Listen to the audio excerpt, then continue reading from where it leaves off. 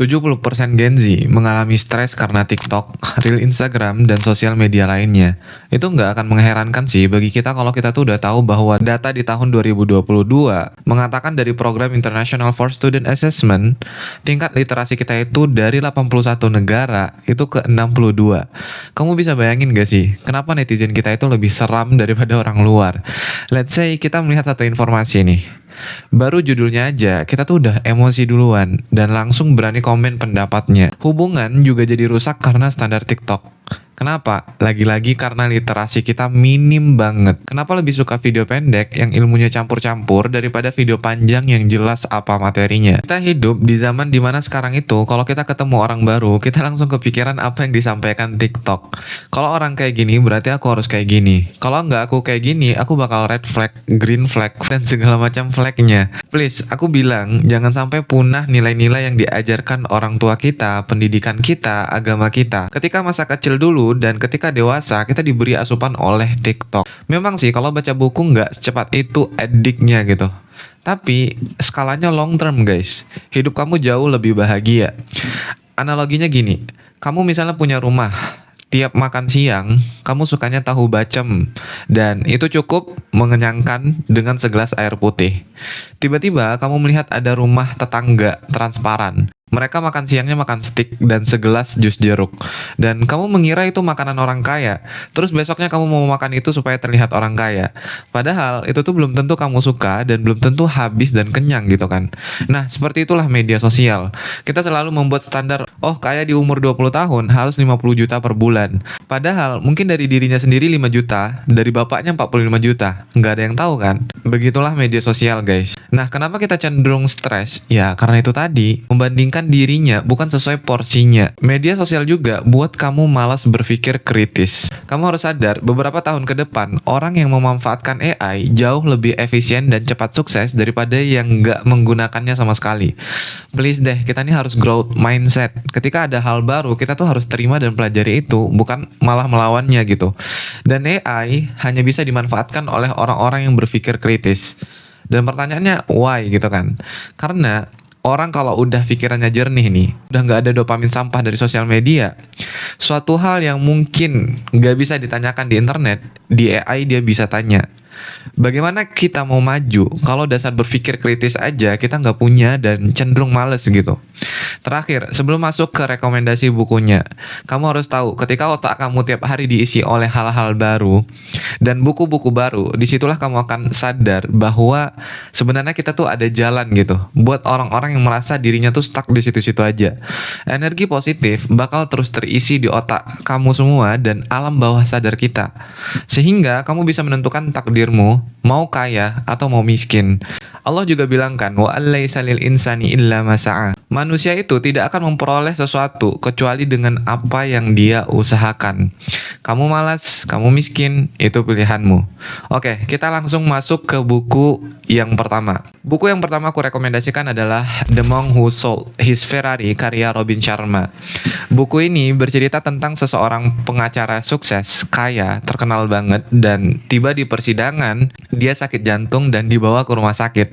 Entah dapat ilham dari mana, ceritanya tiba-tiba dia berpikir kalau sebenarnya dia itu nggak bahagia dengan apa yang dia capai dan lakukan selama ini. Setelah itu dia menjual Ferrarinya, menjual rumahnya, menjual apapun harta bendanya, dan semua harta itu dia kumpulkan menjadi uang. Dia pergi ke suatu tempat di daerah pedalaman India. Di sana dia belajar tentang makna hidup, kesederhanaan, mindset. Buku itu mengajarkan kita uang bukan segalanya gitu. Dan uang hanyalah kendaraan untuk mencapai tujuan kita. Dan pertanyaannya, kenapa aku rekomendasikan buku ini? Selain bacanya seru dan ringan, guys. Di sini mengajarkan kita tentang mindset dan moralitas kita gitu. Kamu pasti udah sering dengar lah informasi di sosial media sekarang. Di umur 20-an kita tuh harus kaya gitu kan. Padahal umur 20 hingga umur 25 itu kamu tuh harus banyak belajar gitu. Banyak pengalaman, perbanyak network biar otak kita tuh ada isinya gitu. Kalau hanya fokus uang, kita emang cepat kaya guys, tapi short term gitu. Maksudnya, let's say kamu udah kaya nih, terus tiba-tiba habis duit itu. Kamu mau mengumpulkannya lagi gimana? Relasi sedikit, pengalaman hanya satu pekerjaan aja, nggak bisa kan? Aku kasih contoh, teman-teman coba lihat beberapa influencer yang mereka itu baru buat konten dan langsung viral. Dalam tanda kutip konten edukasi ya. Mereka itu sebenarnya di otaknya udah ada isinya guys, pengalamannya udah banyak. Jadi sekali buat konten, ya itu emang realistis gitu. Let's say mereka mau buat konten di tahun 2025. Kalau mereka mulainya di tahun 2025, kalau ada isinya, aku yakin 6 bulan itu akun bakal growth gitu. Jadi itu pelajaran berharga dari buku ini, yaitu nggak semata-mata karena uang kita hidup, tapi ada tujuan yang lebih bermakna di balik kita hidup. Buku yang kedua yaitu adalah The 5 AM Club. Lagi-lagi karya Robin Sharma. For your information, Robin Sharma adalah seseorang yang disegani beberapa perusahaan besar di dunia seperti Unilever, seperti Nike, seperti HP, Microsoft, dan lain-lainnya karena beliau pernah mengisi di perusahaan-perusahaan tersebut. Ini adalah buku yang menginspirasi kita untuk bangun lebih pagi agar bisa meraih produktivitas maksimal dan meringankan kualitas hidup. Buku ini dikemas dalam bentuk cerita tentang dua orang yang sedang mencari cara untuk mengubah hidup mereka. Mereka bertemu dengan seseorang mentor yang memperkenalkan konsep 5 AM Club. Nah, dari situ mereka belajar bagaimana bangun pagi dan merancang hidup yang lebih produktif dan bahagia. Pesan inti dari buku ini adalah bangunlah lebih pagi, bangunlah lebih baik, dan dunia akan berada di genggamanmu. Buku ini cocok banget buat kamu yang ingin menjadi lebih produktif, lebih fokus, dan sukses dalam kehidupanmu. Buku yang ketiga yaitu adalah Alchemist. Buku ini cerita tentang seseorang pemuda bernama Santiago. Dia bermimpi menemukan harta karun yang tersembunyi di dekat piramida Mesir. Dengan tekad yang kuat, ia memulai dengan perjalanan panjang dan penuh tantangan untuk mengejar mimpinya. Sepanjang perjalanan, Santiago bertemu dengan berbagai macam orang yang memberinya pelajaran berharga tentang kehidupan.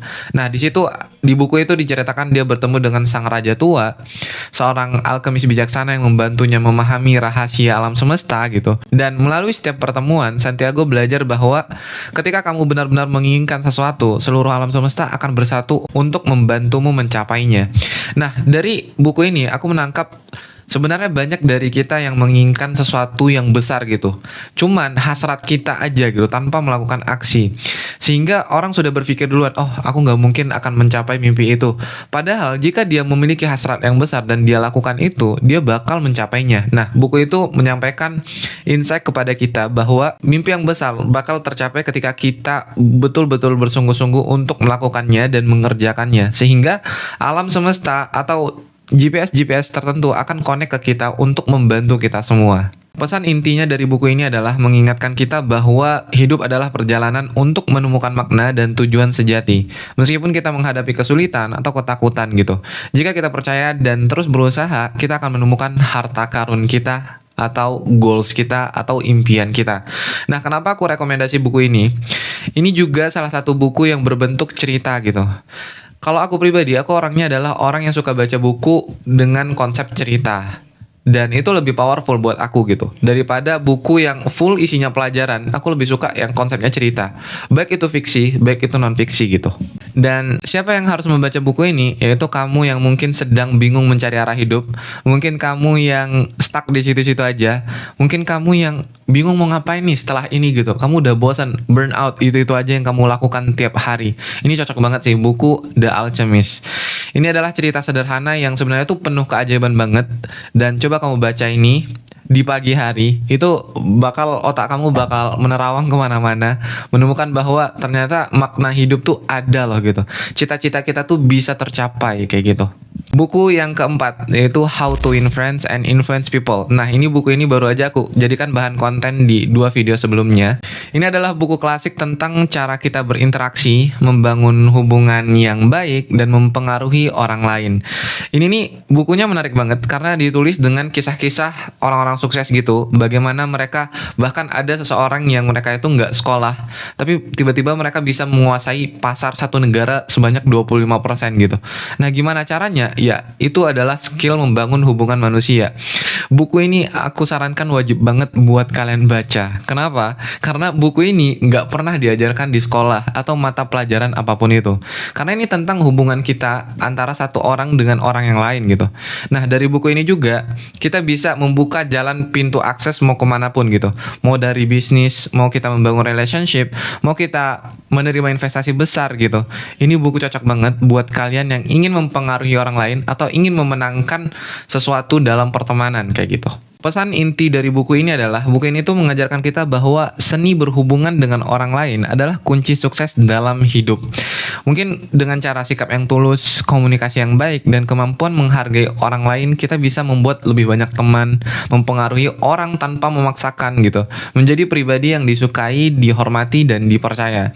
Ini buku cocok banget buat kamu yang ingin membangun relasi yang lebih baik di lingkungan kerja, di lingkungan sekolah, atau kehidupan sehari-hari. Buku yang kelima atau yang terakhir yaitu Think and Grow Rich karya Napoleon Hill.